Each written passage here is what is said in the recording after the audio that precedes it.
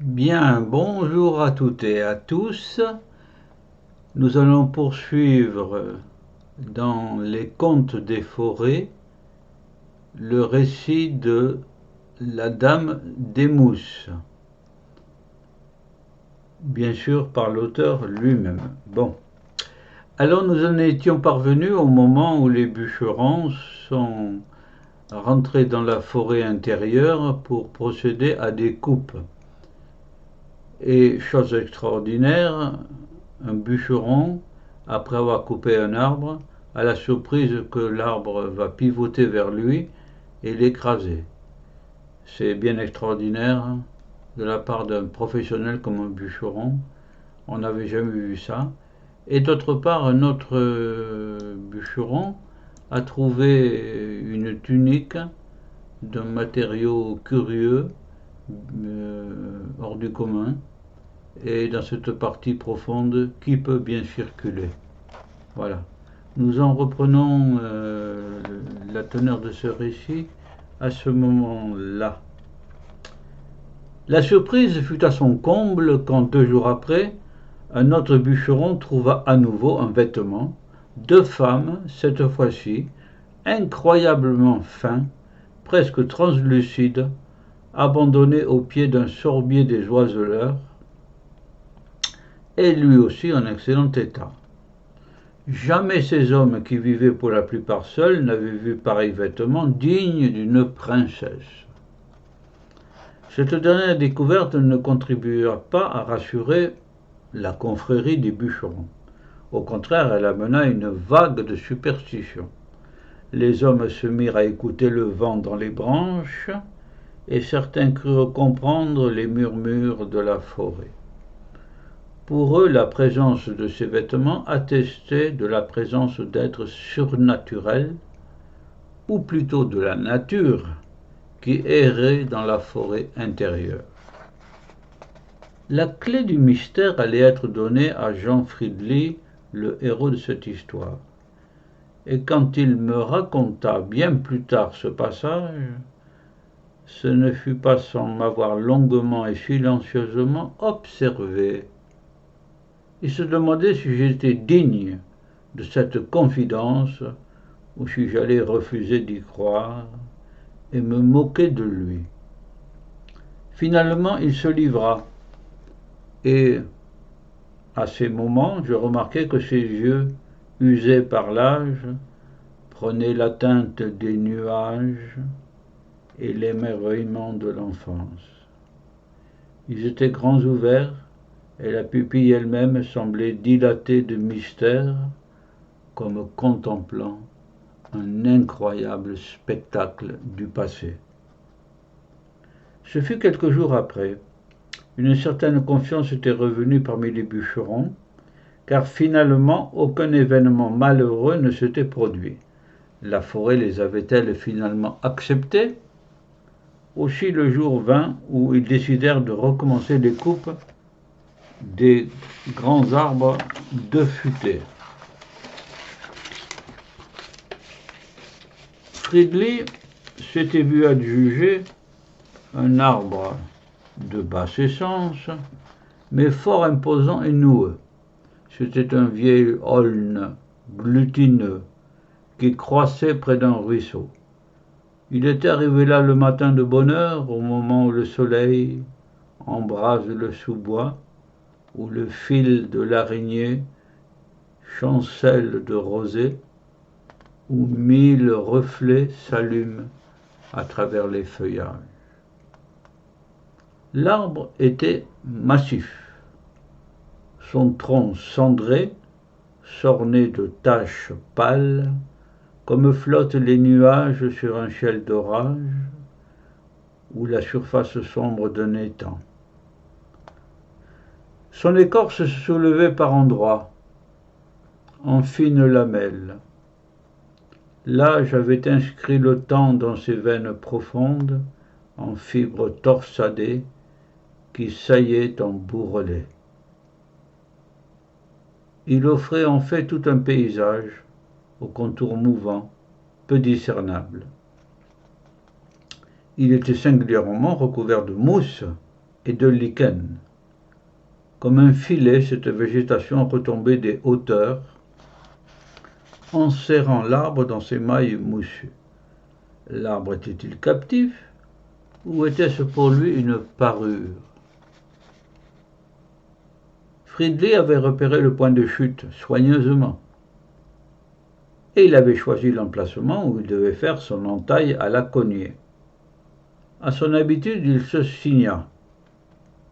Oui, il se signa. Puis il se saisit de sa cognée et serra fermement de ses deux mains le manche en bois de frêne. Il commença à soulever la lourde hache. C'est à cet instant précis qu'un murmure se fit entendre au-dessus de sa tête. Le feuillage de l'arbre tremblait, bruissait, comme s'il était animé par le vent. Mais il n'y avait aucun souffle en cette matinée. Fridley, de surprise, laissa retomber sa cognée, sa hache. C'est alors qu'il entendit distinctement ces mots.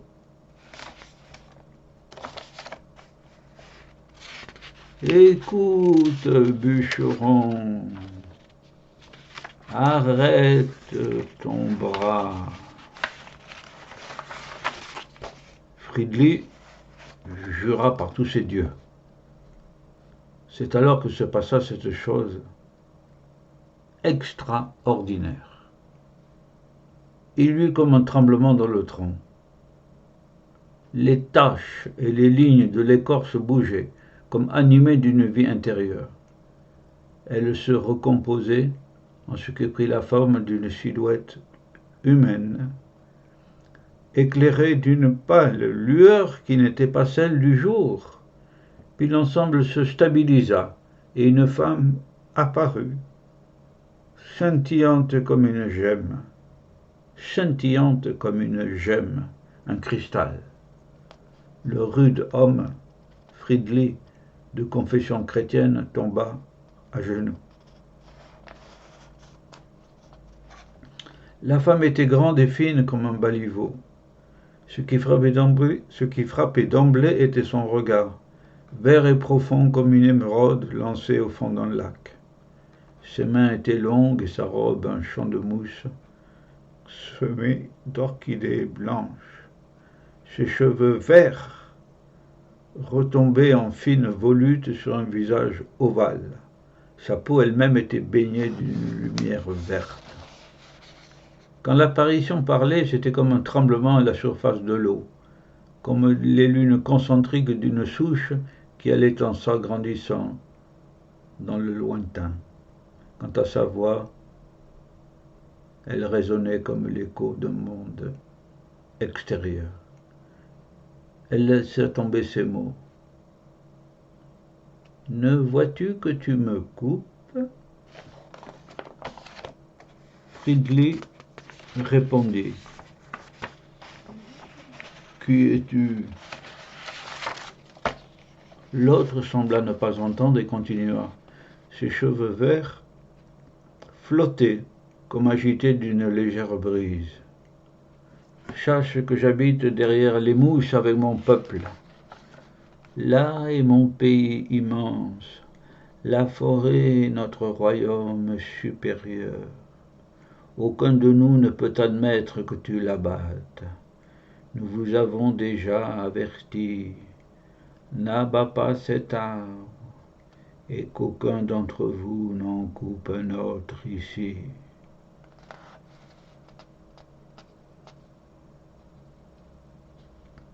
À ce moment, apparurent sur une branche plusieurs petits êtres que Fridley reconnut comparables à celui qu'il avait enterré.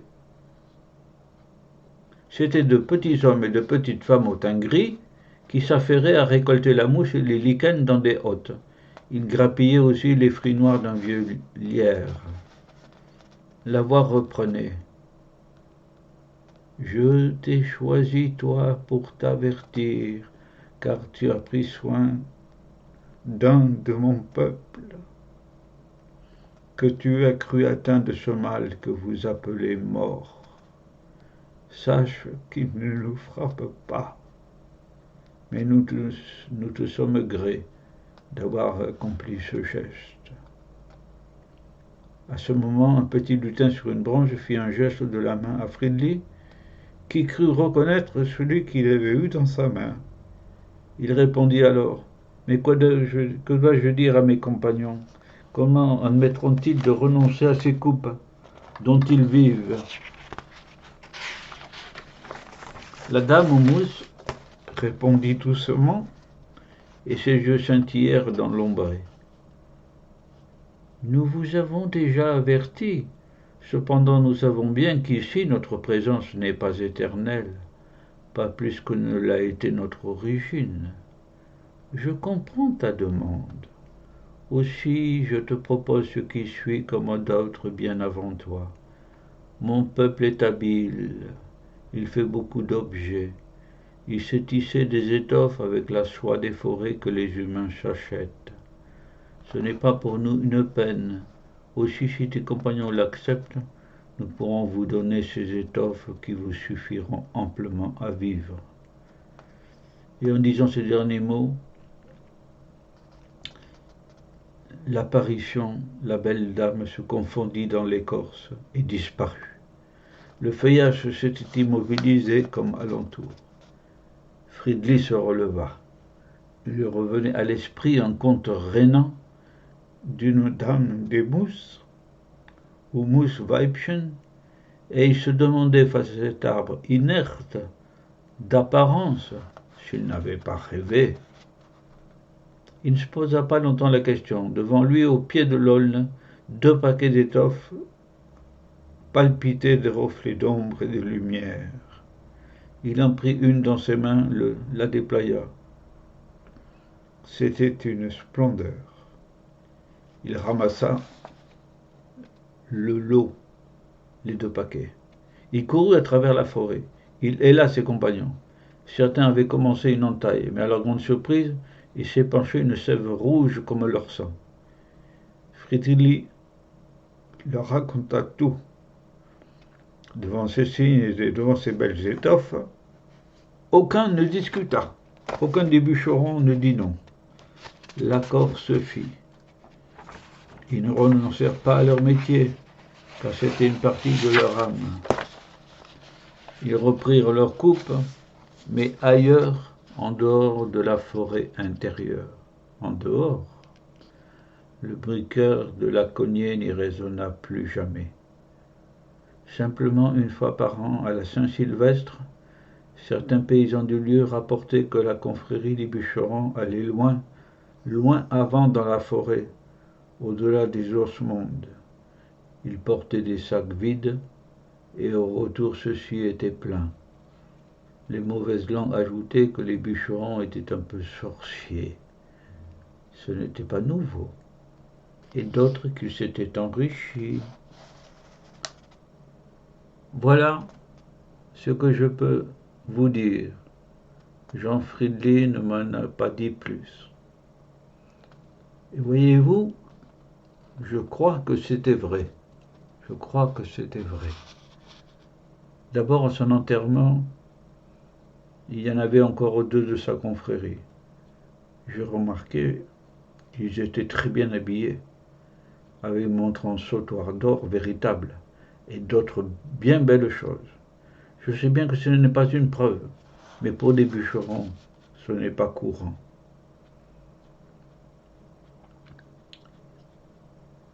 Ils pleuraient quand ils virent Jean Fridley dans le trou, avec sa cognée. Et vous savez, c'est dur de voir pleurer de tels hommes. Ensuite, tout le monde avait remarqué ce détail peu croyable. Jean Fridley était devenu vert pâle. Le fossoyeur, lui, ne plaisantait pas. Et je crois que c'était pour éloigner sa peur. Plus tard, bien plus tard, comme Jean n'avait pas eu de descendance, 30 ans après, la commune reprit la concession. Oui, on trouva ce qu'il y reste, entièrement recouvert d'une mousse grisâtre. le monde des mousses avait pris possession de cette étrange, de ce qui reste, quoi. Enfin, ce n'est pas le plus curieux, mais on vendit la maison au bénéfice de l'État, pas cher, car c'était loin d'être un château. Le gars de la ville qui l'avait acheté ne paraissait pas fortuné. Il fit des travaux, il remania presque la maison de fond en comble. Un jour, brutalement, il la revendit. Et par la suite, tout le monde disait qu'il faisait tant d'extravagances, tant de dépenses, qu'on se demandait bien d'où il avait tiré l'argent. Moi, je le sais. Jean Friedli avait constitué un trésor que l'autre avait trouvé, tout simplement. Quant à la forêt aux ossements, elle est toujours là. Les vieux arbres y sont pluricentenaires. Peut-être un jour, vous irez vous y promener. Mais moi, je la connais peu, car vraiment, au-delà des ossements, il flotte un monde étrange, comme si chaque arbre avait une âme.